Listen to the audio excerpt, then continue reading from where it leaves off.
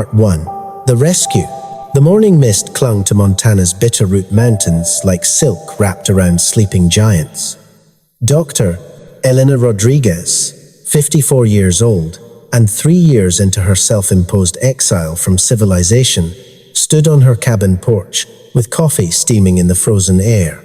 27 years she'd spent teaching evolutionary biology at the University of Colorado, and not once in all those lectures about natural selection and species adaptation had she imagined she'd end up here alone in the wilderness, wrestling with grief that seemed as permanent as the mountains themselves. Where in this vast American wilderness are you reading this story from?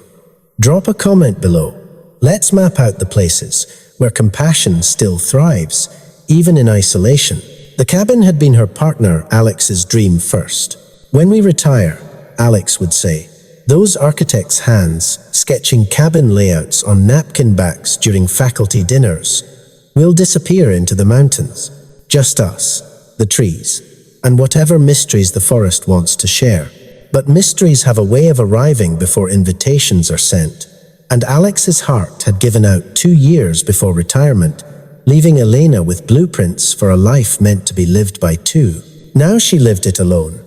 This routine of chopping wood until her shoulders screamed, tending a greenhouse that fought against Montana winters, reading botanical journals by lantern light, because the solar panels could only fight so much darkness. The locals in Derby population, barely scratching 700, had their stories about these mountains. Shadows that moved wrong between the pines, howls that didn't match any known predator, footprints by Hamilton Creek that made grown hunters go quiet over their beers at Murphy's Tavern. Elena catalogued it all under rural mythology in her mental filing system. 4 winters in these mountains, and she documented plenty black bears, mountain lions, the occasional moose that made her reconsider the sturdiness of her front door, but nothing that challenged what 3 decades of scientific method had taught her. Nature followed rules. Evolution had patterns. Everything could be explained if you gathered enough data. The morning of December 10th started like any other, until it didn't. She was checking her trail cameras. Old habits from field research days died hard when she noticed tracks that made her coffee-warmed stomach go cold. They pressed deep into fresh snow, each print nearly 17 inches long, 5 distinct toe impressions. But the proportions were all wrong for any bear that should have been hibernating. The stride length suggested something that could step over her carefully stacked woodpile without breaking pace. Interesting, Elena murmured to herself, a habit that had grown stronger in isolation. She pulled out her field notebook, the leather cover worn soft from years of documentation. Track measurements: length 16.8 inches, width 7.2 inches. Stride length approximately 5.5 feet. Depth suggesting significant weight, maybe 400 pounds or more. She photographed everything with the methodical precision of someone who'd spent decades teaching graduate students that documentation was the backbone of discovery. The rational explanations lined up in her mind like obedient students. Genetic abnormality, unusually large bear with malformed paws, possibly injured animal altering its gait. But as she followed the tracks deeper into her property, more evidence accumulated that didn't fit the tidy boxes of known species behavior. Trees showed fresh breaks 9, 10, even 11 feet up, not the ragged tears of wind damage or the gnaw marks of elk browsing, but clean snaps, as if something had simply reached up and pulled branches down like picking apples. The sap still oozed in the 10-degree air, meaning these breaks were hours old at most. Elena examined the break patterns, cross-referenced them with her mental encyclopedia of animal behavior. Nothing matched. Then she found the cairns. 3 rocks, carefully balanced, placed at 50-foot intervals along what she'd always considered her private trail. Elena knew she hadn't placed them. The last hiker through here would have been in September, before the first serious snow. These stones showed no weather wear, no lichen growth. Recent, deliberate, purposeful. That night, she heard the calls. They rolled through the valley like thunder played in slow motion, hitting frequencies that made her chest cavity resonate. Part howl, part moan, with undertones that spoke to something primal in her brain that existed before language, before civilization. When humans were still prey animals learning which sounds meant run, Elena recorded them on her phone, played them back against every vocalization in her digital library. Wolves, wrong pitch. Elk, wrong structure. Mountain lions, not even close. 3 days later, everything changed. The storm hit without much warning. Montana weather had its own agenda that laughed at meteorologists' predictions. Snow fell in sheets, wind howled through the valleys, and Elena battened down for what looked like a 3-day blow. She was splitting wood near the cabin, racing against the weather, when she heard it. A sound that didn't belong to the storm. Crying, deep, guttural, desperate crying that spoke of pain, transcending species, the universal language of suffering that every mother in nature understood. Elena froze, axe raised mid-swing. Her rational mind offered explanations, whined through rock formations, injured elk, auditory hallucinations from isolation. But her gut, that ancient part of human intuition that had kept the species alive for millennia, knew better. The crying came again, closer now, from the tree line just beyond her woodshed. Through the driving snow, a figure emerged that shattered every scientific paradigm Elena had spent her career building. It stood perhaps 8.5 feet tall, covered in thick auburn-brown fur that the wind whipped like a shaggy coat. Massive shoulders, disproportionately long arms, moving with a grace that belied its size. But it was the face that made Elena's breath catch more human than ape, with a pronounced brow ridge, flat nose, and eyes that caught the storm-gray light with unmistakable intelligence. This wasn't an animal. This was a person, a mother, and in those massive arms, held with the desperate tenderness that transcended all species, was something small and terribly still. Elena's hands went numb, and not from the cold. 30 years of teaching evolution, of explaining how Gigantopithecus had been extinct for 100,000 years, of dismissing Bigfoot as misidentification and wishful thinking. All of it crumbled in the face of a mother's grief, made manifest in impossible flesh. The creature no, the mother took another step forward, and Elena could see her more clearly now. Tears had frozen in tracks through her facial fur. Her whole body shook with exhaustion and desperation. She was looking directly at Elena's cabin, directly at the window where warm light suggested safety, help, or at least witness to her despair. Their eyes met across 30 feet of snow and impossibility. The mother made a sound low, questioning, heartbreaking. She held out the small bundle in her arms, and Elena could see it now. A baby, maybe 3.5 feet long, covered in softer, darker fur. Its chest barely moved. Even from this distance, Elena could smell infection, blood, something desperately wrong. Every scientific principle, every self-preservation instinct, every rational thought screamed at Elena to go inside, lock the door, pretend this wasn't happening.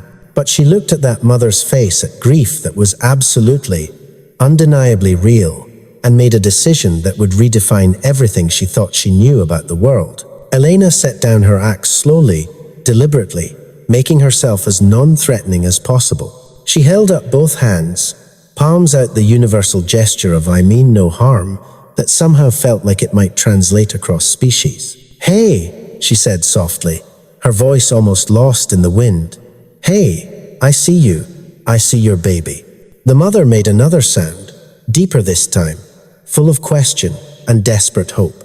"I'm a biologist," Elena continued, taking one careful step forward. "I've studied life for 30 years. I can try to help. Will you? Will you let me try?" The mother stood frozen for a long moment that felt like evolution holding its breath. Then she did something that would haunt Elena's dreams with its simple humanity. She walked forward through the snow, each step measured and deliberate, until she stood at the base of Elena's porch steps.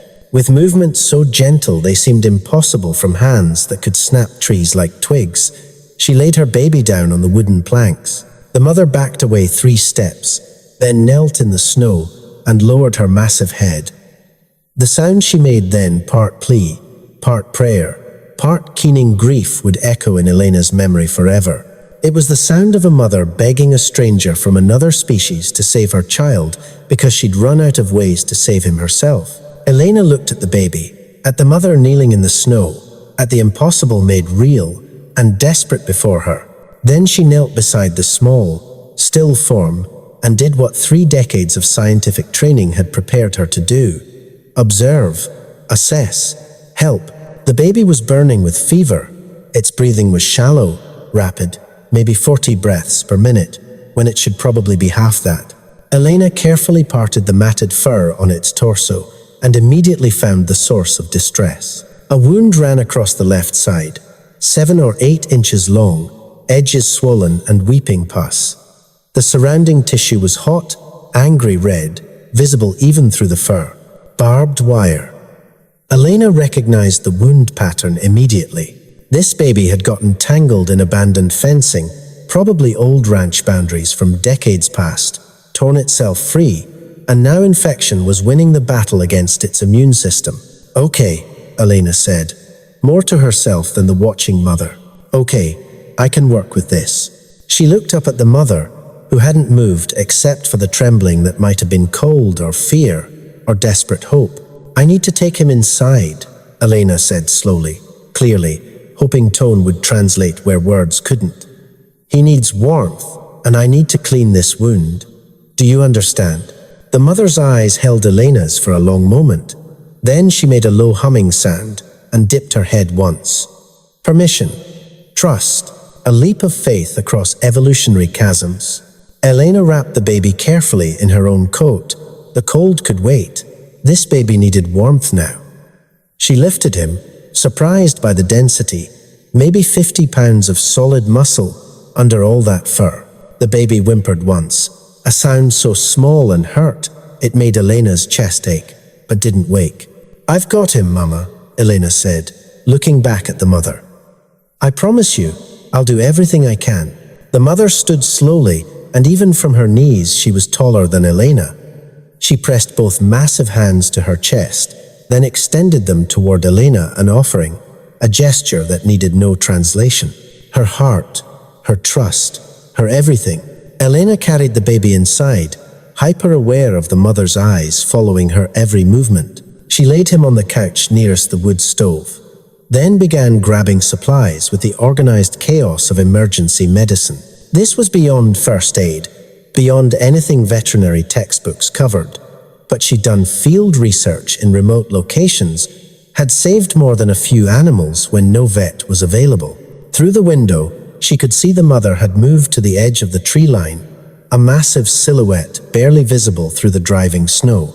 She'd sat down in the drift, arms wrapped around herself, rocking slightly, a mother's vigil that transcended species. "Don't worry, Mama," Elena whispered.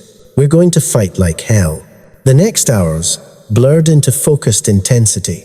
Elena worked with the methodical precision of someone who'd spent decades handling delicate specimens, but with an urgency driven by the labored breathing of her small patient. She trimmed away matted fur, cleaned the wound with boiled water and the antiseptic from her medical kit. The infection was severe. The wound had clearly been festering for days. She made a poultice from what she had. Yarrow from her medicinal herb collection for its hemostatic properties. Wild oregano she dried for its antimicrobial effects. Devil's club root that the local indigenous peoples had used for centuries against infection. She bound it all with honey, nature's antibiotic, that also served as an adhesive. The baby stirred during the cleaning, made a sound between a whimper and a growl that was heartbreakingly human. His eyes opened briefly deep brown, almost black, but with flecks of amber that caught the lantern light. He looked directly at Elena with an expression that held awareness, fear, pain, and something that looked impossibly like understanding. Then his eyes rolled back, and he went limp again. "Stay with me, little one. Stay with me." Elena gave him a carefully calculated dose of the amoxicillin she kept for emergencies, guessing at the dosage based on what she knew about primate metabolism and pediatric medicine. She wrapped the wound in clean gauze, secured it with surgical tape and torn cloth strips, covered him with every blanket she owned, kept the fire burning hot. The fever needed to break, but hypothermic shock was just as dangerous. Outside, the mother maintained her vigil, a dark shape against the white world, as still as the mountains themselves. Around 2 a.m., the crisis came. The baby started seizing full tonic-clonic, body rigid, limbs jerking, jaw clenched tight.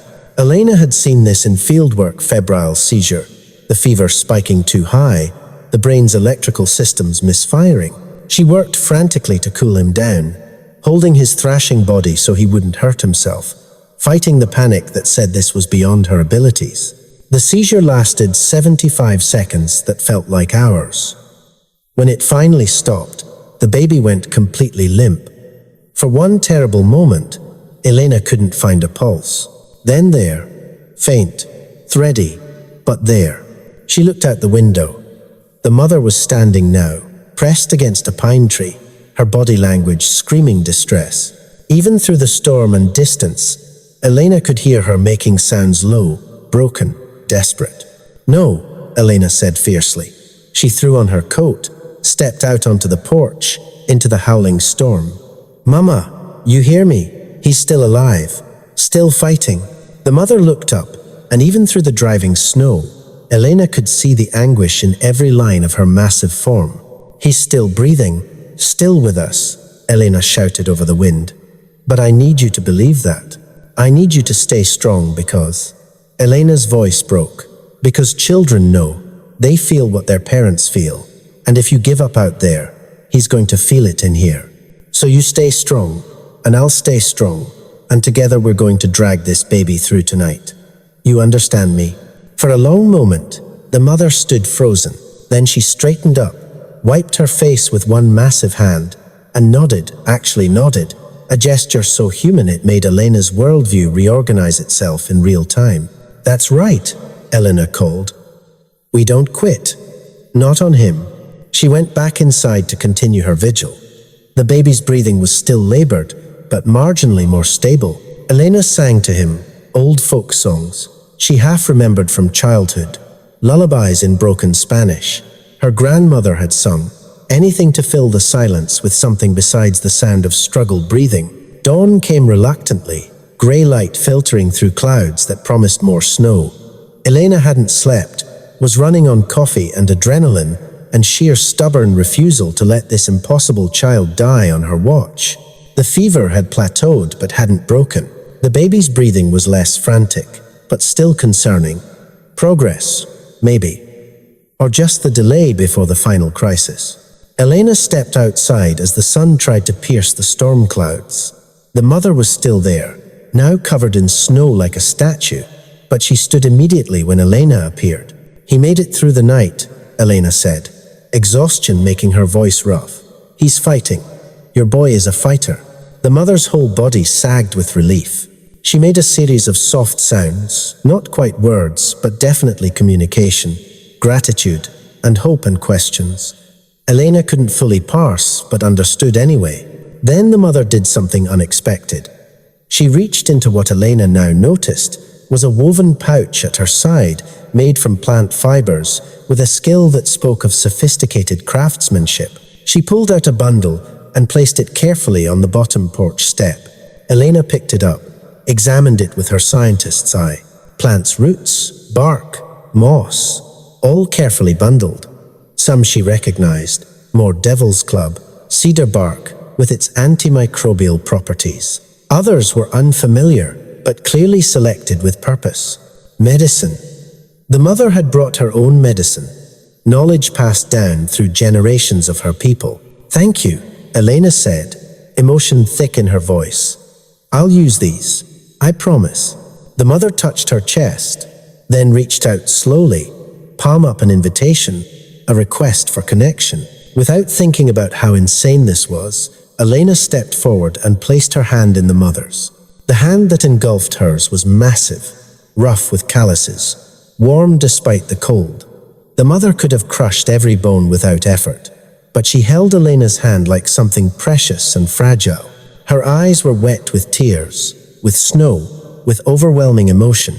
They stood like that for a long moment, human and Sasquatch, two mothers, United by the universal drive to save a child, everything Elena thought she knew about the world, reshaping itself around this impossible contact. Then the mother let go, stepped back, and melted into the forest like smoke in wind. Elena stood on her porch, hands still tingling, wondering if exhaustion had finally broken her grip on reality.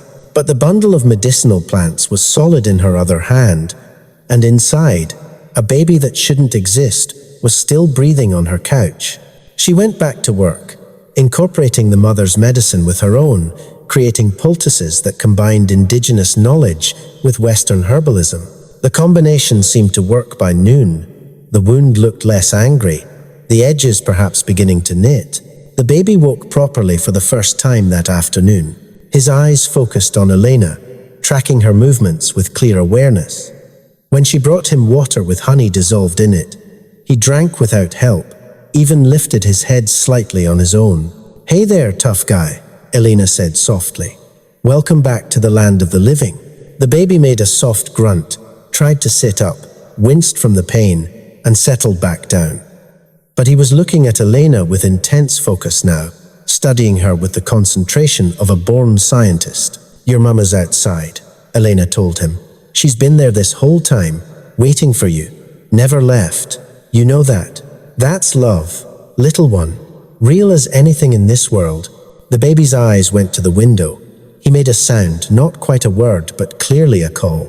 Outside, Elena heard an answering call, joyful and broken at once. "Yeah, she hears you. She knows you're okay." Elena changed the bandages. The wound looked significantly better. Inflammation decreasing, no new pus. Edges definitely starting to close. The combination of medicines was working. She reapplied the poultice, gave another dose of antibiotics. The baby watched everything she did with that intense curiosity. This little scientist, studying the strange hairless creature that was saving his life. "You're going to have one hell of a scar," Elena told him. "But scars just mean you survived something that tried to kill you. Wear it with pride." The baby tilted his head, parsing meaning from tone, if not words. Then he did something that made Elena's heart flip. He reached out one small hand and touched her arm, gently, deliberately. A gesture of connection, of thanks, of something that transcended the impossible gap between their species. "Oh, little one," Elena whispered, covering his hand with her own. "You're so welcome. You're so welcome." That night, the mother came closer than ever before. She stood just at the porch steps, looking through the window at her baby sleeping peacefully, breathing steady, fever finally breaking. Elena opened the door slowly, kept her movements calm and non-threatening. "You want to come in, see him up close?" The mother hesitated, looked at the cabin that was clearly too small for her massive frame, at the doorway that would require her to squeeze through. She shook her head slowly, made a soft sound that seemed almost apologetic. "I understand," Elena said. "This is my space, and you're respecting that. But he's doing good, Mama. Really good. Another few days, and he'll be ready to go home." The mother reached into her pouch again, pulled out something small. She held it out to Elena, a carving, maybe 3 inches tall, made from wood and shaped into something that looked like a bird mid-flight. The detail was extraordinary. Every feather visible, wings curved to capture motion itself. Art. She had made art. "For me?" Elena asked, taking it carefully. The mother nodded, made a sound, pointed at Elena, pointed at the carving. Gift, friendship, gratitude, connection deeper than either of them could fully express. "It's beautiful," Elena said, emotion choking her voice. "Thank you. I'll treasure this always." The mother touched her chest, then pointed at Elena's heart. Same gesture. Universal meaning we understand each other. Then she turned and vanished into the darkness, leaving Elena standing in the cold, holding a carved bird that proved everything she'd believed about the world was incomplete. By day 5, the baby could sit up on his own. By day 6, he was trying to stand, wobbling on legs still weak, but gaining strength by the hour. Elena fed him mashed berries mixed with honey, bits of dried venison, whatever she had that might work for a young omnivorous primate. The baby ate like he was starving, which he probably had been, and his eyes got brighter with each meal. He started following Elena around the cabin, limping but determined. When she chopped wood, he'd sit on the porch and watch. When she cooked, he'd creep closer, fascinated by fire and the smell of food. He made sounds, chirps and grunts and soft hoots that might have been baby babble or might have been actual language Elena couldn't understand. Elena talked to him constantly, one-sided conversations that made the cabin feel less empty than it had in years. You know, I think you're going to grow up to be someone important in your family. You've got that look, always watching, always learning, trying to figure out how everything works. That's the scientific mind, little one. Question everything, test hypotheses. Never accept because as an answer. The baby would tilt his head, listening to her tone if not her words, occasionally making sounds that seemed like responses. The mother came every evening now, and the baby would see her through the window and make excited sounds, pressing his small face against the glass. They'd call back and forth, mother and child, speaking in a language older than human civilization, full of meaning Elena could feel even if she couldn't translate. Sometimes Elena would just sit and watch them, tears streaming down her face, thinking about Alex and how much they would have loved this. How Alex would have seen the poetry in this moment, would have understood immediately what Elena was only beginning to grasp, that intelligence comes in forms we're not trained to recognize, that family transcends species, that love is the most universal force in existence. On day 7, Elena knew it was time. The baby was well enough wound healing cleanly, strength returned. That spark of wild energy that meant he belonged in the forest, not in a cabin. And more importantly, those men would eventually come back. Elena had been lucky once, but luck didn't last forever in these mountains. She packed supplies carefully, all her remaining antibiotics, medicinal herbs, bandages, dried food, water purification tablets she'd kept from her field research days, put them in a waterproof bag designed for backpacking. The baby watched her with those two intelligent eyes, and Elena knew he understood something was changing. "You have to go home, little one," Elena said, voice breaking. "Back to your family, deep in the mountains where those men can't find you. You understand?" The baby made a sad sound, pressed against Elena's leg. "I know. I'm going to miss you too, more than you could possibly know. But staying here, that's not safe anymore. And your mama needs you. She's been waiting so patiently." Elena opened the door just as the sun was setting. The mother was already there, as if she'd known this was the day. For a long moment, the three of them just stood there, human, mother sasquatch, and baby in the space between two worlds.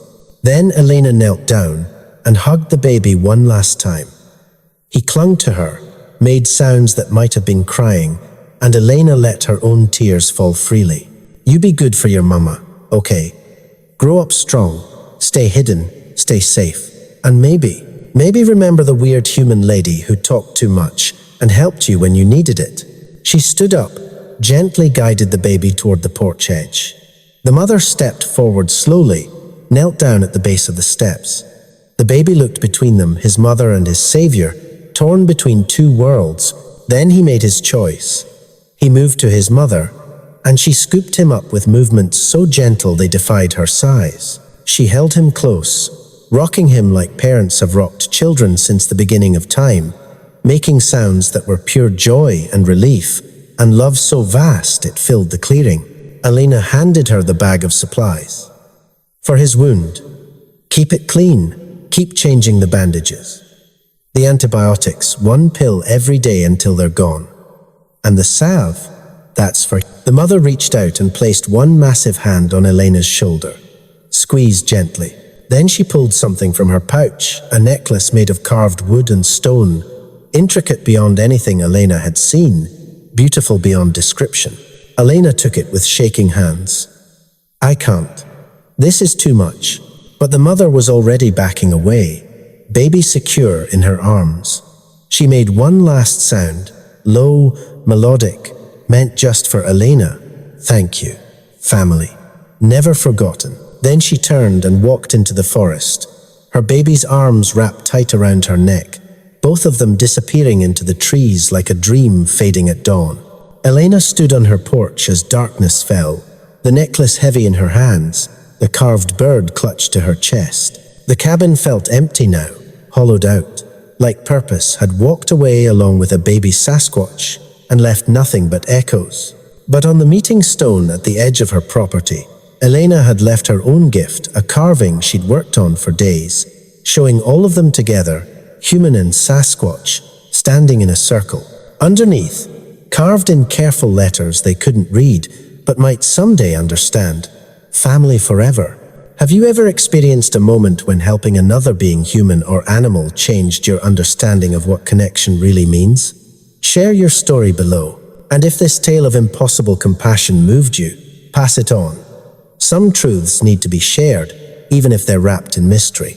Part 2. The Gratitude Arc. 3 days after the baby left, Elena couldn't sleep. She'd lie in the loft staring at the ceiling, mind replaying every moment, the mother's desperate eyes, the baby's small hand touching her arm, that last hug, before they vanished into the forest. The cabin felt wrong now, too quiet, like something essential had been extracted, and the walls knew it.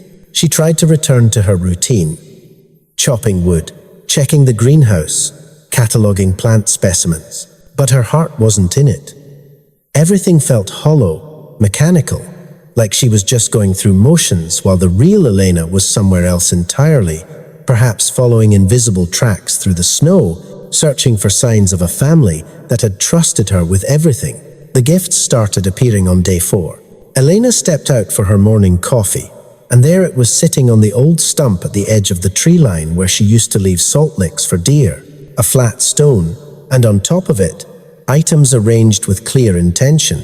Fresh moss, 3 perfect pine cones, a cluster of winterberries still on their branch, and something that made her breath catch, a small bundle of fur, soft and dark brown, tied with a strand of woven grass. The baby's fur. From where she'd trimmed around his wound, they'd kept it, brought it back, included it in this offering, like a token of connection maintained. "Oh, little one," Elena whispered to the empty forest. "You're okay. You made it home."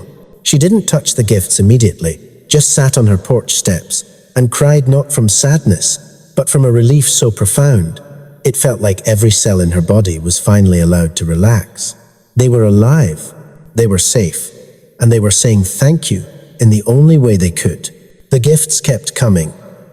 Every 3 or 4 days, Elena would find something new on the stump. A carved figure of what looked like a bear catching fish, the detail extraordinary. Water seeming to splash even in still wood. A bundle of medicinal plants she didn't recognize, carefully dried and bound. Once, a string of shells that shouldn't exist this far from any ocean, polished to a shine that caught the light like trapped moonlight. Each gift was a message. "We remember, we're thriving. You're part of our story now." Elena started leaving gifts in return. She'd carve small figures, nowhere near as skilled as theirs, but honest attempts. Animals she'd seen, trees from her property, abstract shapes that represented emotions she couldn't otherwise express. She'd leave dried fruits, nuts, honey in sealed containers, sometimes books with pictures she thought the baby might enjoy even if he couldn't read them. They developed a rhythm. Elena would leave something, and within a day or 2 it would be gone, replaced by something new. Silent communication across species, across impossible boundaries, proving that connection didn't require shared language or evolutionary proximity. The men came back in early January, just as Elena had known they would. Same unmarked trucks, same tactical gear, more equipment this time. They searched her property for 6 hours, used ground-penetrating radar, thermal imaging, technology that probably cost more than her cabin. The tall one with the buzz cut, Commander Mitchell, he finally introduced himself, stood in her doorway with barely contained frustration. "We know it was here, Dr. Rodriguez. The thermal signatures, the evidence we collected." "Evidence of what?" Elena kept her voice steady, professorial. "You're looking for Sasquatch, in Montana, in 2025. Do you hear yourself? Maybe your equipment malfunctioned. Maybe you saw a bear, a moose, Maybe my wood stove threw off your readings, but there's nothing here except a retired professor trying to live in peace. We found hair samples, analyzed them. Unknown primate DNA, possibly related to Gigantopithecus. Then publish your findings, Elena said calmly. Submit them for peer review. I'm sure science or nature would be fascinated. Oh wait, you can't, can you? Because you're not scientists. You're hunters. And whatever you think you're hunting, it's not here. Mitchell stared at her for a long moment, then pulled out a card. When you're ready to talk, really talk, call me. The offer stands. Cooperation means compensation. Obstruction means consequences. They left, but Elena knew they'd be back. They always came back when they smelled profit in the wind. That night, she found something new on the stump. Not a gift this time, a warning. 3 stones arranged in a triangle, and in the center, a piece of fabric. Elena recognized it immediately. Tactical fabric, the kind the soldiers wore. Torn, relatively fresh. The message was clear. We know they're hunting us. We're watching. We're ready. February brought the kind of cold that made the air itself seem fragile, like breathing too hard might shatter something. Elena was returning from checking her trail cameras when she heard it a crack like a gunshot echoing through the valley. She ran toward the sound, her rebuilt heart pounding but holding steady. The ice on Hamilton Creek had given way. Someone had fallen through. She saw him immediately, a young man, maybe 25, clearly a tourist from his brand new winter gear that was now dragging him down. He was trying to pull himself up onto the ice, but it kept breaking, and the current was pulling him under. Elena started toward the creek, already calculating the water was maybe 4 feet deep, but cold enough to kill in minutes. She'd need to distribute her weight, maybe use a branch to. Something moved in her peripheral vision. The mother emerged from the forest like a force of nature, moving faster than something that size should be able to move. She didn't hesitate, didn't calculate, just plunged into the icy water with a crash that sent waves across the remaining ice. The young man screamed from cold, from shock, from the sudden appearance of something impossible. But the mother already had him, one massive arm around his torso, lifting him like he weighed nothing. She waded through the current that would have swept a human away, deposited him on the bank, then climbed out herself, water streaming from her fur. The young man lay gasping, staring, trying to process what had just happened. The mother looked at him for a moment, then turned to where Elena stood frozen at the tree line. Their eyes met. The mother touched her chest, pointed at Elena, pointed at the man. Help him, he's one of yours. Then she vanished into the forest before the young man could fully focus on her. Elena rushed to him, wrapped him in the emergency blanket from her pack, got him moving to prevent hypothermia. His name was Jake Morrison, a graduate student from Berkeley studying climate change impacts on mountain ecosystems. He was coherent but shocked, kept muttering about what he'd seen. That wasn't. What was that? You fell through the ice, Elena said carefully. Sometimes when we're in shock, when the cold hits our brain, we see things that, no. Jake grabbed her arm. No, something pulled me out, something huge, covered in fur. But its eyes were human. It saved me. Elena helped him back to her cabin, got him warm, made him tea with extra honey. As he recovered, she made a decision that went against every instinct for secrecy she'd developed. What you saw was real, she said quietly. But if you tell anyone, if you bring attention to them, you'll destroy them. There are already people hunting them, military contractors who want to capture them, study them, profit from them. What pulled you from that water was a mother, part of a family that survived here for thousands of years by staying hidden. She saved you because that's what people do. They help when someone's drowning. Can you honor that? Can you keep their secret? Jake stared at her for a long moment. Then he nodded slowly. She saved my life.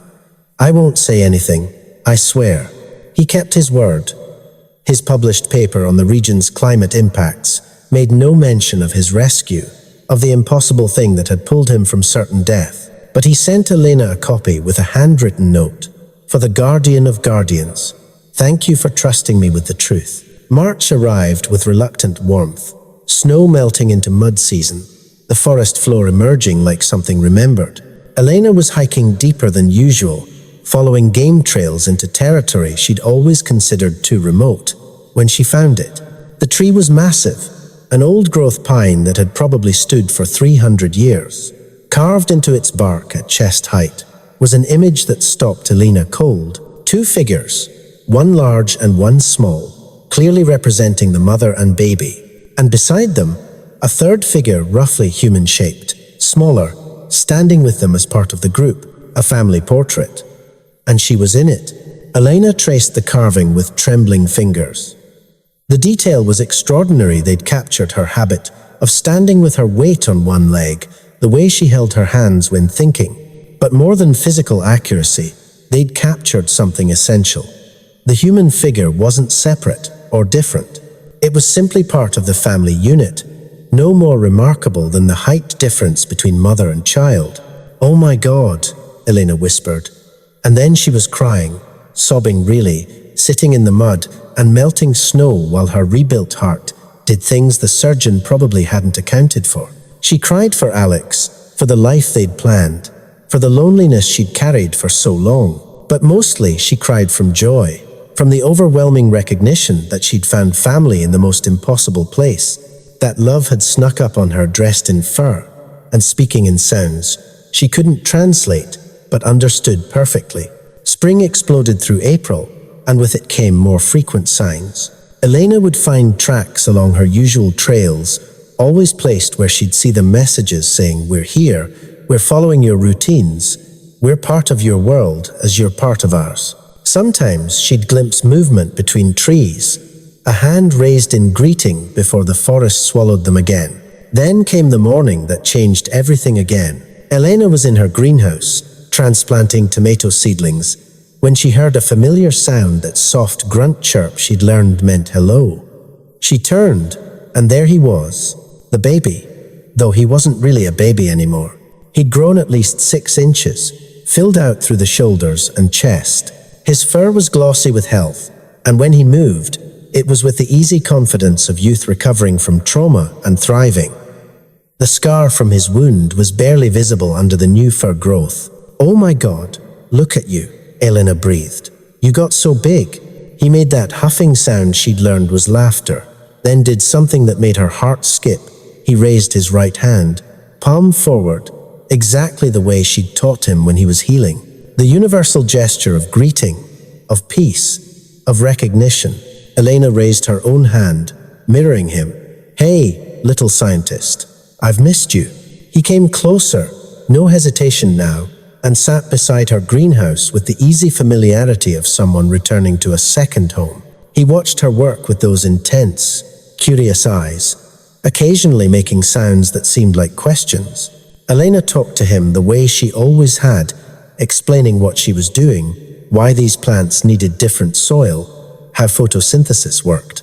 He listened with that tilted head concentration that meant he was processing, learning, filing information away.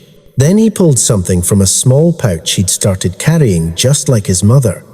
It was a flat piece of bark, and on it, he'd drawn something with what looked like charcoal. Simple figures, at first trees, mountains, the Sunday, then more complex images. 2 figures sitting side by side, one furry and one not, clearly representing this exact moment. He offered her the charcoal. Elena took it with hands that shook slightly, added to his drawing a heart between the 2 figures, simple but clear in its meaning.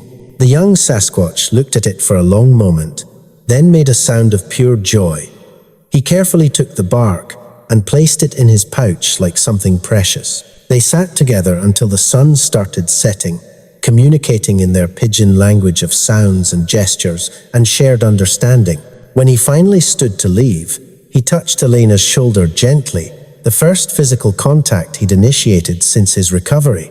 Then he bounded off into the forest with the energy of youth, strong and whole and alive, leaving Elena sitting by her greenhouse, thinking about connection and teaching, and how love worked in ways that transcended every boundary evolution had drawn. May brought an encounter that would haunt Elena's dreams with its implications. She was at her usual spot by the creek, documenting spring wildflowers, when she heard the multiple voices, complex vocalizations that were definitely communication. She moved carefully toward the sound, every instinct alert. In a clearing she'd never seen before, she found them. 7 individuals, the mother and her son, plus 5 others. 2 adult males, another adult female, 2 juveniles, slightly older than her rescued baby. They were sitting in a rough circle, engaged in what was unmistakably a teaching session. One of the males was demonstrating something, striking rocks together to create sharp edges, then using those edges to process plant material. The others watched intently, occasionally making sounds that seemed like questions. He would respond, repeat the demonstration, show alternative techniques, tool use, teaching, cultural transmission of knowledge. Elena watched for almost an hour, barely breathing, her scientist's mind cataloging everything. Social structure clearly existed. She could see deference patterns, age-based hierarchy, but also something that looked like respect for expertise. The adult male teaching wasn't the largest or clearly eldest, but the others gave him their full attention. Then her young friend noticed her. He made a sound, alerting but not alarmed. The mother's head snapped around, body tensing. For a moment, Elena was acutely aware that she was a single human surrounded by 7 beings that could tear her apart without effort.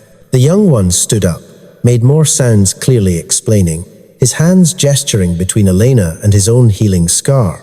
The group listened, tension slowly easing. The mother made a long, complex vocalization that seemed to be confirmation or explanation. Then something extraordinary happened. One by one, the others acknowledged Elena, that same raised palm gesture her young friend had learned, now somehow part of their communication repertoire. They'd incorporated a human gesture into their language because of her. The mother stood, walked toward Elena with deliberate steps, stopping about 10 feet away. She made a series of sounds, pointed at Elena, pointed at the group, made a gesture that seemed to mean join, an invitation. They were inviting her to join their teaching circle. Elena's legs felt weak as she slowly approached, every movement careful and respectful. She sat where the mother indicated, between her and the young one, and suddenly she was part of their circle, part of their lesson. The male resumed his demonstration, now including Elena in his eye contact as he taught. She couldn't understand the vocalizations, but the physical demonstrations were clear. He was teaching them to identify which rocks would fracture predictably, how to strike them for the best edges, how to maintain tools for repeated use. When he offered her a stone to try, Elena took it with trembling hands.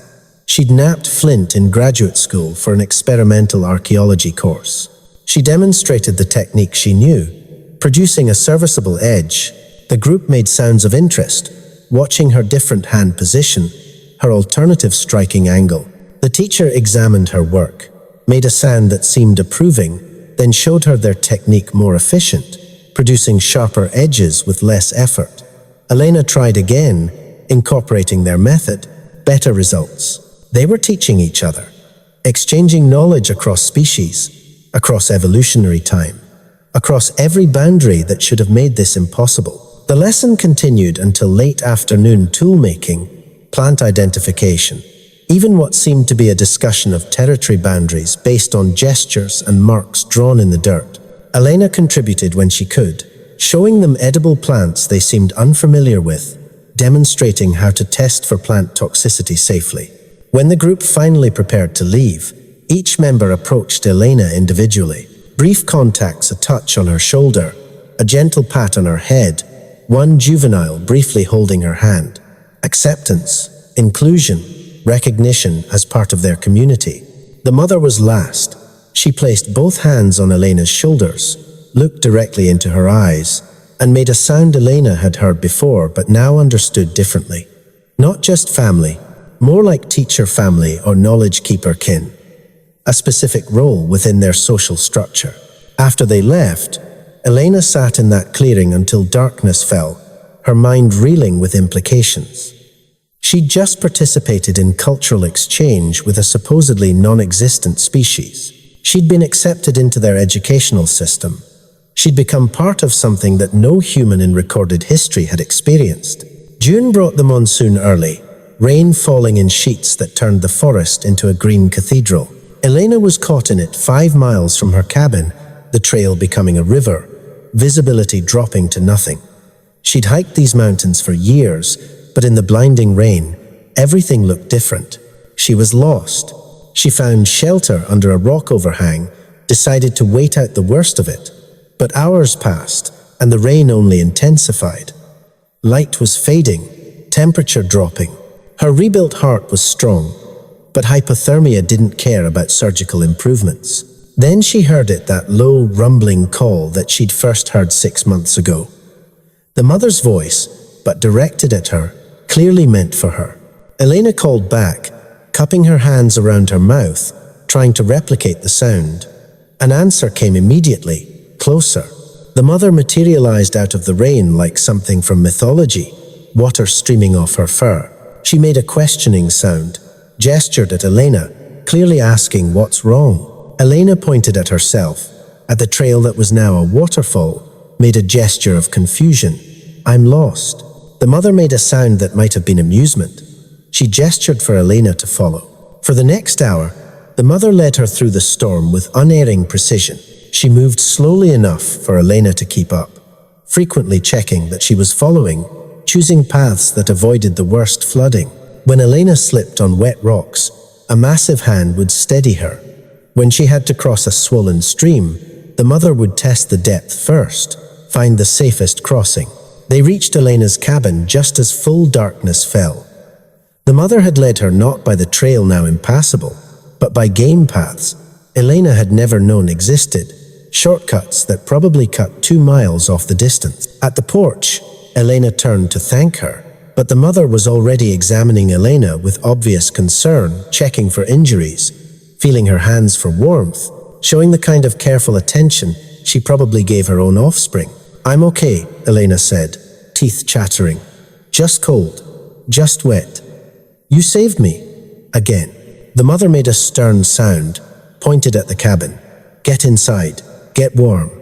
The tone was so essentially maternal that Elena almost laughed. As Elena reached for her door, the mother made one more sound, soft, concerned, questioning. I'm good, Elena assured her. Thanks to you. Thank you for coming for me. The mother touched her own chest, touched her head, pointed at Elena. The meaning was clear. I heard you. I knew you needed help. Of course I came. She vanished into the rain, but Elena saw her silhouette at the tree line for hours afterward, standing guard until the storm passed. July brought a discovery that redefined everything Elena thought she knew about their capabilities. The young one, she'd started thinking of him as student for his endless curiosity, visited more frequently now, sometimes daily.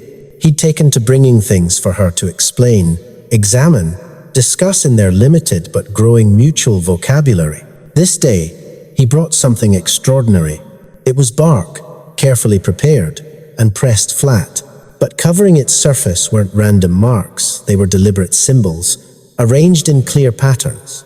Some pictographic, showing recognizable animals and landmarks, others abstract, repeated in ways that suggested meaning beyond simple representation, writing, or proto-writing, or something analogous that served the same function. Student pointed at symbols, then at Elena, clearly asking her to read them. When she shook her head, indicated she didn't understand, he wasn't frustrated. Instead, he began teaching her. He pointed at a symbol that looked like a tree with drooping branches, then pointed at the actual willow by the creek. The symbol meant willow, or perhaps creek marker, or possibly healing place. Willows had medicinal properties. Another symbol, a spiral with dots, he indicated by pointing at the sky and making a circular motion. Seasons, the sun's path, time itself. For 3 hours, student patiently taught Elena their symbol system. She took notes in her journal, creating a rudimentary dictionary. Some symbols were clearly logographic, representing whole words or concepts. Others seemed phonetic, representing sounds. Most fascinating were compound symbols that appeared to modify meaning when combined. When Elena showed him her own writing, he was electrified with interest. She wrote his name student, then pointed at him. He studied the letters with intense focus, then carefully copied them on his bark with charcoal. His first attempt was shaky but recognizable. He pointed at himself, at the letters, made a questioning sound. "That's you," Elena confirmed. "That's your name in my language." Student made that huffing laugh, then wrote the symbols again, more confidently. He'd learned to write his name in English in one afternoon. Over the following weeks, the written exchanges became more complex. Student would bring bark tablets with symbols. Elena would try to interpret them with his help, then respond with her own writing that he was learning to read. They were creating a bridge language, a pidgin writing system that borrowed from both cultures. One day, Student brought something that took Elena's breath away. It was a larger piece of bark, covered in symbols, but she recognized the story immediately. It was his rescue, their rescue of him, told in their writing system but clearly meant for her to read. She saw the symbol for herself, a figure with a small circle near the chest that might represent her heart, or perhaps the stethoscope she'd used. She saw symbols for sickness, for healing plants, for the number of days, and at the end, a symbol she hadn't seen before but understood immediately, 2 hands clasping, one larger, one smaller. Trust, friendship, gratitude, love, all of it in one perfect symbol. "Oh, Student," Elena whispered, tears falling onto the bark. "This is beautiful. This is perfect." He made a soft sound, then drew one more symbol on a fresh piece of bark. It was her name, Elena, but written in their symbols. Phonetically approximated but recognizable. He'd translated her name into their writing system. They were becoming bilingual, creating a written language that had never existed before, building understanding one symbol at a time. August brought the forest fire.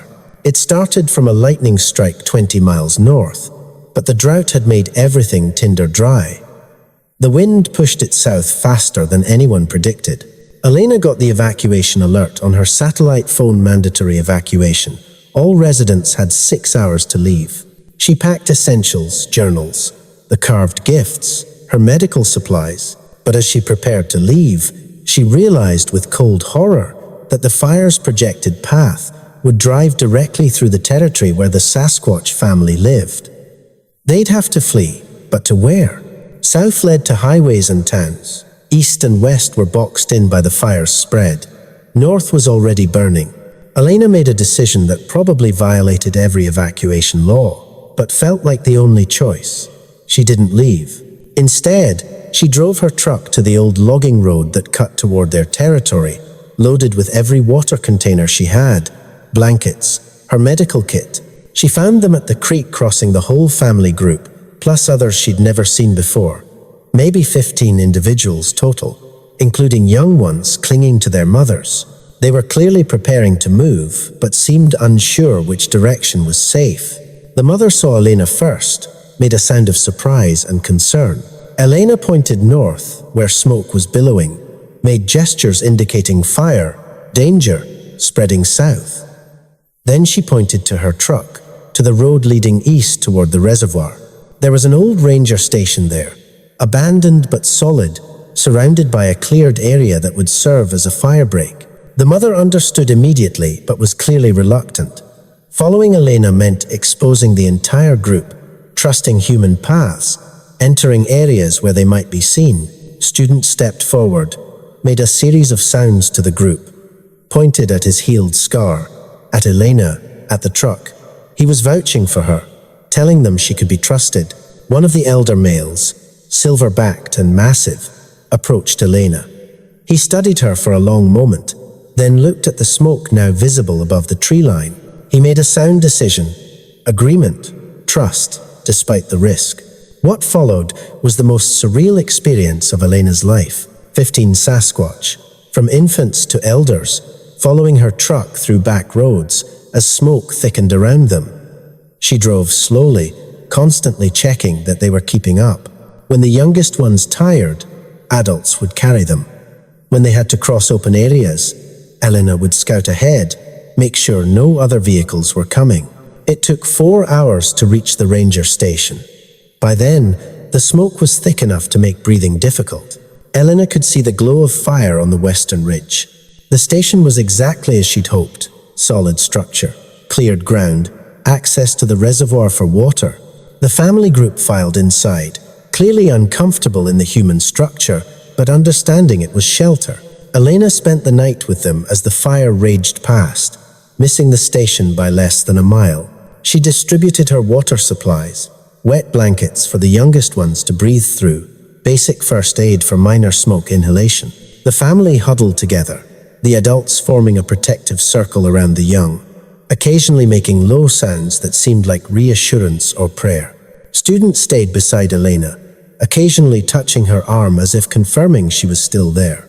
The mother sat on Elena's other side, and at one point, during the worst of it, when the fire's roar was loudest and the smoke thickest, she pulled Elena against her side in an unmistakably protective gesture. Different species, same instinct, protect the family. Dawn came gray and smoky but calmer. The fire had passed, moving south where fire crews would eventually contain it. The immediate danger was over.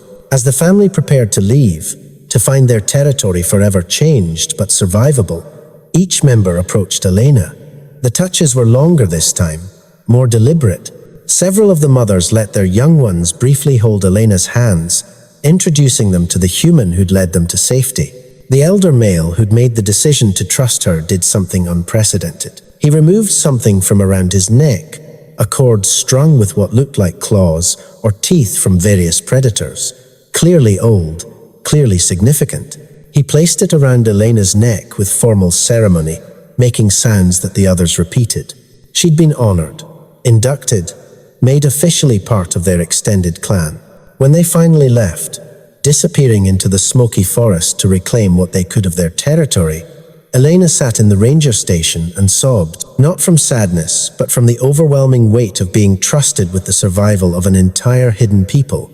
She'd become not just friend or family, but guardian, protector, the bridge between their world and the dangers of hers.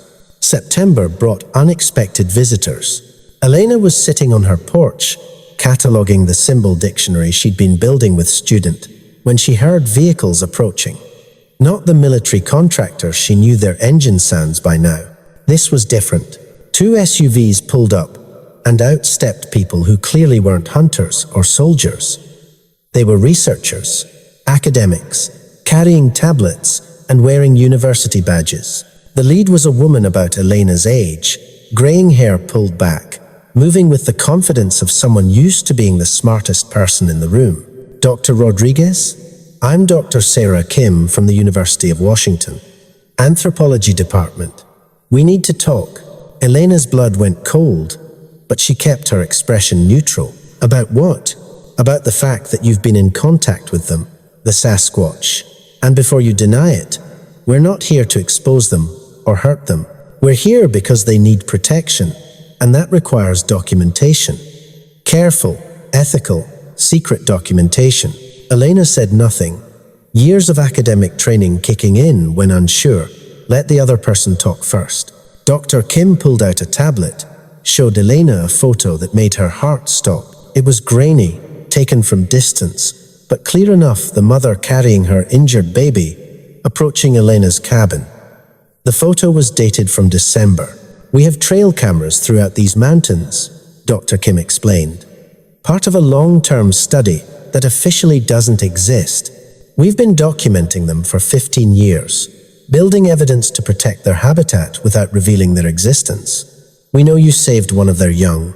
We know they trust you, and we need your help. Who's we? A small group of scientists, conservationists, some indigenous elders who've always known the truth. We work to protect them through habitat preservation, defeating development proposals, redirecting hunting pressure. But the military contractors have gotten more aggressive. They have better technology now, and it's only a matter of time before they get proof that goes public. Elena studied the woman, weighing options. And what do you want from me? Information, not about them directly. We'd never ask you to betray their specific locations or behaviors, but about the contractors, their movements, their technology. You're perfectly positioned to know when they're coming, what they're looking for. That information helps us redirect them, feed them false leads, protect the family groups, and in exchange, resources. Medical supplies for them. We know you've been treating injuries with whatever you have on hand. Legal protection if the contractors try to prosecute you for obstruction. And most importantly, a network of people working to ensure these beings survive the next century without being discovered. Elena thought about student, about the mother's trust, about 15 sasquatch following her through smoke and fire because they believed she'd keep them safe. I won't give you locations, she said finally. I won't photograph them or record them. I won't betray specific individuals or family groups. We wouldn't ask you to. Then yes, I'll help. Dr. Kim smiled, relief visible. Welcome to the network, Dr. Rodriguez. You're not alone in this anymore. Over the following weeks, Elena learned the scope of the protection efforts. Dozens of people across the Pacific Northwest, all working quietly to preserve habitat and deflect attention. Indigenous tribes who'd kept the secret for generations, passing down protocols for coexistence. Scientists who'd sacrificed career advancement to study something they could never publish about. Rangers who misdirected hunters and tourists away from sensitive areas, all of them protecting something that officially didn't exist. October arrived with early snow and a gift that changed everything. Elena found it on her meeting stump, a large bundle wrapped in woven fabric. Inside was something extraordinary, a complete chronicle of the family group's history, told in their symbol system on carefully preserved bark pages. But this wasn't just recent history. Some of the bark was clearly old, symbols drawn in different styles suggesting different time periods or authors. Student appeared while she was examining it, making soft sounds of greeting. He'd grown again, was probably close to 7 feet tall now, adolescent but clearly becoming adult. He pointed at the chronicle, at Elena, made gestures of giving. This is for me, to keep. He made affirmative sounds, then began helping her understand what she was looking at. The chronicle went back, generations. She could identify symbols for seasons, counting marks that might indicate years or decades. There were maps showing territory changes, population counts, significant events, marked with special symbols. And there, toward the end, was their story. Elena's symbol appeared, surrounded by marks indicating importance or significance. The rescue was documented in detail, but so was everything that came after the gifts, the teaching sessions, the fire evacuation. She was part of their official history now, recorded for future generations to know. Student, Elena said, voice thick with emotion. This is the most important thing anyone's ever given me. Do you understand? This proves everything. Your intelligence, your culture, your history. Student made a sound, then drew new symbols on a fresh piece of bark. It took Elena time to work out the meaning, but when she did, she had to sit down. We want our story known after we're gone. You will tell it true. They were trusting her with their legacy, understanding that their time might be limited, that the modern world was closing in. They wanted someone to remember them correctly, to tell their story with respect and accuracy if they couldn't survive the coming decades. I promise, Elena whispered. I promise, I'll tell it true. November brought the crisis everyone had been dreading. The contractors were back, but this time they weren't alone. They'd brought a full team, 20 men, helicopters, thermal drones that could cover vast areas quickly. They had government badges now, some legal authority Elena couldn't quite parse. Dr. Kim's network went into overdrive. False sightings were reported in other states, drawing some resources away. Technical interference was deployed to disrupt some equipment, but it wasn't enough. The contractors were methodical, grid-searching the entire mountain range. Elena watched from her cabin as helicopters crisscrossed overhead, thermal cameras scanning for heat signatures that didn't belong to known wildlife. She wanted to warn the family, but had no way to reach them quickly enough. On the third day of the search, disaster struck. Elena heard it over the emergency radio. They'd found something. Multiple large heat signatures in a canyon system 12 miles from her cabin. The helicopters were converging, ground teams moving in. She knew that canyon. It was where the family sheltered during the worst weather, where she'd first seen them teaching tool use. If they were cornered there, Elena made a decision that probably constituted several federal crimes.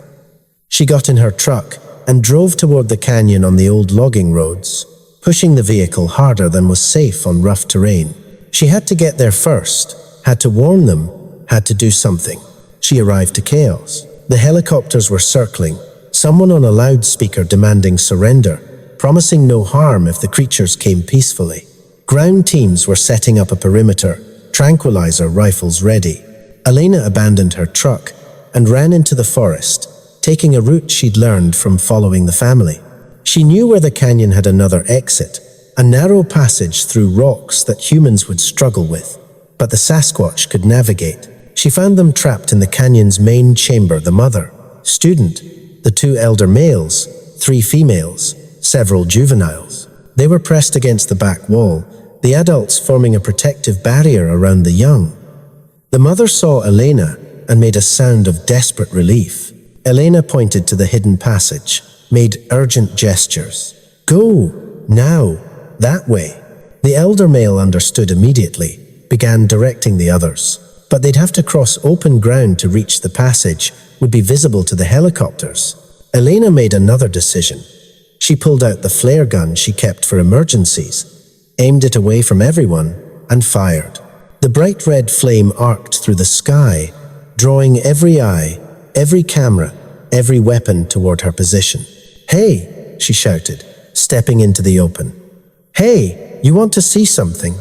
I'll show you something." She fired another flare, then ran in the opposite direction from the hidden passage, making as much noise as possible. Behind her, she could hear shouts, boots crashing through brush, helicopters repositioning to follow her. She led them on a chase through the forest she knew better than they did, using every trail, every shortcut, drawing them away from the canyon. By the time they caught her, she'd bought the family 20 minutes. It was enough. When the contractors finally returned to the canyon, they found nothing but tracks that ended at a cliff face, as if the creatures had simply vanished into stone. Elena was arrested, charged with obstruction of a federal investigation, interference with government operations, reckless endangerment.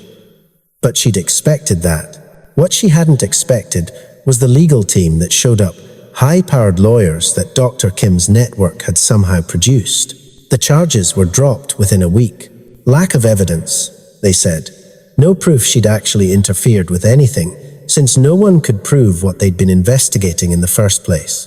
But Commander Mitchell knew. He stood on her porch the day after her release, no longer pretending to be friendly. "This isn't over," he said quietly. "We know they exist. We know you're protecting them.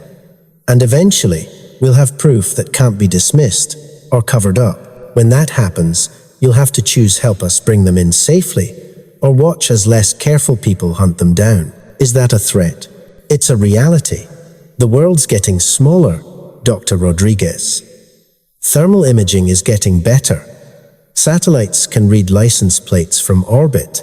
How long do you think they can stay hidden? How long before some tourist with an iPhone gets clear footage that goes viral before anyone can stop it? Work with us now. Help us protect them properly, or watch them get destroyed by public discovery. He left, but his words lingered like smoke from the forest fire. December brought revelation and resolution in equal measure. The winter solstice was approaching when student arrived at Elena's cabin with urgent sounds, gesturing for her to follow immediately. She bundled up and went, following him deeper into the forest than she'd ever gone, up ridges that required climbing, through passes she hadn't known existed. Finally, they arrived at a cave system hidden behind a frozen waterfall. Student led her inside, through passages that required crawling in places, until they emerged in a vast chamber lit by oil lamps that cast dancing shadows on painted walls. The paintings took Elena's breath away. They covered every surface images of Sasquatch life going back who knew how long. Hunting scenes, gatherings, celebrations, births, deaths, and recent additions, Elena herself, teaching student to write, the fire, evacuation, the confrontation with the contractors, but the family hadn't brought her here to see art. They'd brought her for a ceremony. The entire extended family was present, maybe 30 individuals, more than Elena had ever seen together. They sat in a large circle, and the mother guided Elena to a place of honor between herself and the elder male who'd given her the predator claw necklace. What followed was clearly a formal proceeding, though Elena could only understand fragments. Different individuals stood and spoke, or vocalized at length. Some pointed to Elena, made gestures she recognized as describing her various acts of aid. Students stood and demonstrated the writing she'd taught him, showed bark pages where he'd been recording their daily life in the hybrid symbol system they'd developed. Then the elder male stood and did something unprecedented. He spoke not in their usual vocalizations, but in broken, careful English. You save. Young. You teach. Learn. You protect. Family. We name you. He made a series of sounds in their language, complex and melodic. Then he tried to translate. Heart. Keeper. Bridge. Walker. Story. Holder. They were giving her a name in their language, a formal place in their society, and role that transcended species, the keeper of hearts, who walked between worlds and held their stories for the future. The ceremony continued with gifts, each family member bringing something forward. Carved items, woven materials, tools, preserved foods, but most precious were the bark books, chronicles, maps, what might have been fiction or mythology, all in their symbol system, all entrusted to Elena to preserve and protect. When it was Elena's turn to respond, she stood on shaking legs. She'd prepared for this possibility, had practiced the sounds with student until she could approximate them. In their language, broken and accented but clear, she said, I hold your trust. I keep your story. I protect with my life. Family forever. The sound that rose from the group was like music approval, joy, acceptance. The mother pulled Elena into an embrace that should have been terrifying, but felt like coming home. Student made his huffing laugh and hugged her from the other side. Even the elder males, normally reserved, touched her shoulders with obvious affection. As the ceremony ended and the family prepared to disperse for winter, Elena knew things were changing. The contractors would be back. Development would continue pushing into wild spaces. Climate change would alter their territory. Time was running out for the hidden people of the mountains. But tonight, in a cave behind a frozen waterfall, surrounded by beings that science said couldn't exist, Elena felt the weight and wonder of her purpose. She was their chronicler, their bridge to a future where they might not survive but wouldn't be forgotten. She would tell their story true, not to expose them, but to ensure that when they were gone, someone would know they had lived, had thought, had loved, had been people in every way that mattered. The mother walked Elena home through the snow, just the two of them, under stars so bright they seemed fake. At Elena's porch, the mother did something she'd never done before. She spoke Elena's name, accented, difficult for her mouth to form, but unmistakable. Elena. Yes, Elena whispered, tears freezing on her cheeks. That's me. The mother touched Elena's face gently, made the sound that meant family, and then added something new sounds that student had been teaching her, that took Elena a moment to recognize as broken English. Thank you, sister. Then she was gone, vanishing into the forest, like all the impossible things that had defined Elena's life for the past year. Elena stood on her porch for a long time, wearing necklaces made by hands that shouldn't exist, holding books written in languages no university would ever teach, carrying in her heart a story that would die with her, but would die complete, witnessed, honored. The world was getting smaller. The hidden places were disappearing. The family she'd found might not survive the next decade. But tonight, she was their keeper, their bridge, their witness. Tonight, impossible love had won against probable extinction. Tonight, connection had transcended every boundary evolution and society had tried to build. Tomorrow, she'd continue fighting for their survival. She'd work with Dr. Kim's network, deflect the contractors, protect territory, preserve what could be preserved. She'd document everything in hidden journals, create redundant copies, ensure their story survived even if they didn't. But tonight, she just stood in the cold and whispered thank you to the forest, to the family that had saved her as much as she'd saved them, to Alex's memory that had somehow led her to this impossible, perfect, heartbreaking purpose. In the distance, a call rose through the mountains, the family saying goodnight, saying we're here, saying tomorrow we continue. Elena called back, her human voice joining their ancient song, becoming part of a harmony that shouldn't exist but did, would, for as long as she could protect it. Some connections transcended species. Some love crossed evolutionary canyons. Some families were forged in crisis and sealed in trust, and lasted until the last heart stopped beating. Elena went inside, added wood to her fire, and began transcribing the newest chronicle by lantern light. Outside, the family moved through their territory, leaving tracks in new snow, living their hidden lives, carrying in their memories a human who'd proved that compassion was the only universal language. The story continued. It would continue as long as Elena drew breath, as long as the family survived in their shrinking wilderness, as long as someone remembered that intelligence and love came in forms we were only beginning to recognize. Have you ever been trusted with something so precious, so impossible, that protecting it became your entire purpose? Have you found family in the most unexpected places? Sometimes, the greatest gift isn't what we receive, but what we're trusted to protect. If this story moved you, share it. Not because it's true, of course it isn't. Sasquatch don't exist. But because the message is real. Compassion crosses every boundary.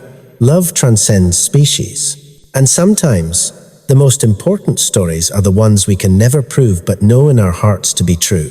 The mother still visits, student still learns, the family still sings their ancient songs in hidden places. And Elena keeps their story, bridges their worlds, and proves every day that some connections are stronger than evolution, stronger than fear, stronger than the crushing weight of a world that says impossible things can't exist. They exist, they remember, they love, and that's the only truth that matters.